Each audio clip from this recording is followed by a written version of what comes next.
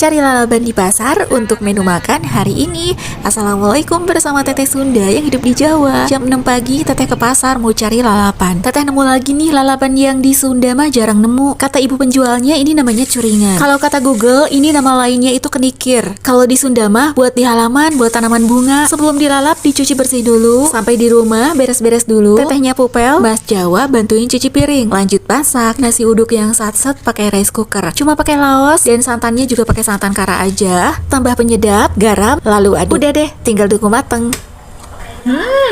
Wangi. Untuk lauknya goreng ayam aja yang sudah diungkep. Sekalian juga goreng bawang dan tomat untuk sambal tomatnya. Ini resep sambal tomat ala Teteh, cuma tomat, bawang, rawit, garam, dan gula. Udah jadi deh, tinggal makan. Menu kita hari ini curingan atau kalau orang sini.